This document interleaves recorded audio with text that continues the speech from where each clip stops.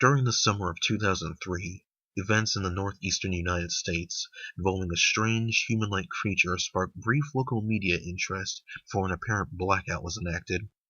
Little or no information was left intact, as most online and written accounts of the creature were mysteriously destroyed. Primarily focused in rural New York State and once found in Idaho, self-proclaimed witnesses told stories of their encounter with a creature of unknown origin. Emotions ranged from extremely traumatic levels of fright and discomfort to an almost childlike sense of playfulness and curiosity. While their published versions are no longer on record, the memories remain powerful. Several of the involved parties began looking for answers that year. In early 2006, the collaboration had accumulated nearly 24 documents dating between the 12th century and present day, spanning 4 continents. In almost all cases, the stories were identical. I've been in contact with a member of this group and was able to get some excerpts from their upcoming book. A Suicide Note, 1964. As I prepare to take my life, I feel it necessary to assuage any guilt or pain I have introduced through this act. It is not the fault of anyone other than him. For once I awoke and felt his presence, and once I awoke and saw his form.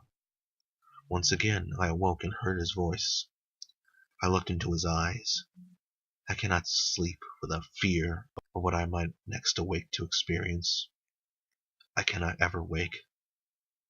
Goodbye. Found in the same wooden box were 2 empty envelopes addressed to William and Rose, and 1 loose personal letter with no envelope. Dearest Linny, I have prayed for you. He spoke your name. A journal entry, translated from Spanish, 1880. I have experienced the greatest terror. I have experienced the greatest terror. I have experienced the greatest terror. I see his eyes when I close mine. They are hollow, black. They saw me and pierced me. His wet hand. I will not sleep. His voice, which then leads into an unintelligible text. A mariner's log, 1691. He came to me in my sleep. From the foot of my bed I felt a sensation. He took everything. We must return to England. We shall not return here again at the request of the Rake. From a Witness, 2006. 3 years ago, I had just returned from a trip to Niagara Falls with my family for the 4th of July. We were all exhausted after a very long day of driving, so my husband and I put the kids right to bed and called it a night. At about 4 a.m., I woke up thinking my husband had gotten up to use the restroom.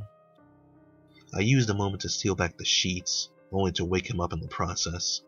I apologized and told him I thought he got out of bed. When he turned to face me, he gasped and pulled his feet up from the end of the bed so quickly that his knee almost knocked me out. He then grabbed me and said nothing. After adjusting to the dark for half a second, I was able to see what caused the strange reaction. At the foot of the bed, sitting and facing away from us, there was what appeared to be a naked man, or a large, hairless dog of some sort. Its body position was unnerving and unnatural, as if it had been hit by a car or something. For some reason, I was not instantly frightened by it, but more concerned as to its condition. At this point, I was somewhat under the assumption that we were supposed to help him.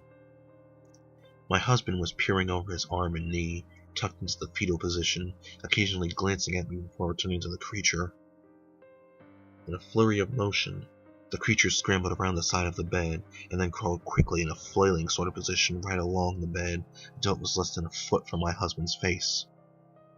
The creature was completely silent for about 30 seconds, or probably closer to 5, it just seemed like a while, just looking at my husband. The creature then placed its hand on his knee, and ran into the hallway, leading to the kids' rooms.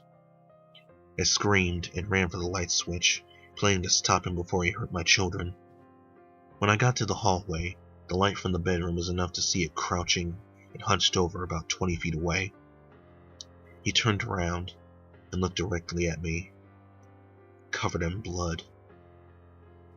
I flipped the switch on the wall and saw my daughter Clara with her chest ripped open.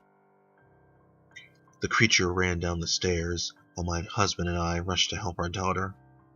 She was very badly injured, and in her short life, said her last 4 words.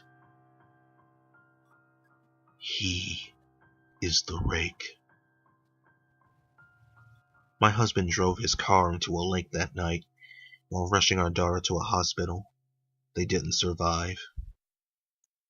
Being a small town, news got around pretty quickly. The police were helpful at first, and the local newspaper took a lot of interest as well.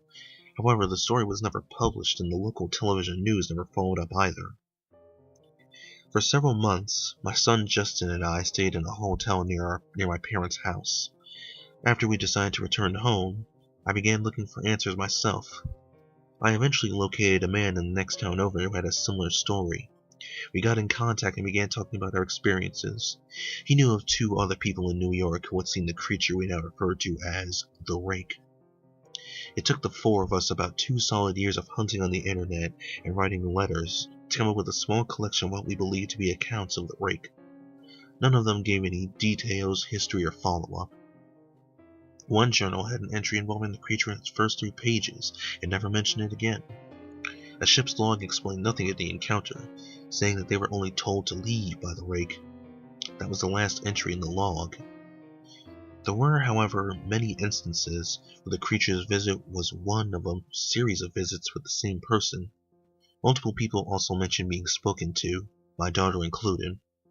This led us to wonder if the Rake had visited any of us before our last encounter. I set up a digital recorder near my bed and left it running all night, every night, for 2 weeks. I would tediously scan through the sounds of me rolling around in my bed each day when I woke up. By the end of the 2nd week, I was quite used to the occasional sound of sleep while blurring through the recording at 8 times the normal speed. This still took almost an hour every day. On the first day of the 3rd week, I thought I heard something different. What I found was a shrill voice. It was the Rake. I can't listen to it long enough to begin to even transcribe it. I haven't let anyone listen to it yet. All I know is that I've heard it before, and I now believe that it spoke when it was sitting in front of my husband. I don't remember hearing anything at the time, but for some reason, the voice on the recorder brings me back to that moment. The thoughts that must have gone through my daughter's head make me very upset. I have not seen the Rake since he has ruined my life, but I know that he has been in my room while I slept. I know, in fear, that one night I'll wake up to see him staring right at me.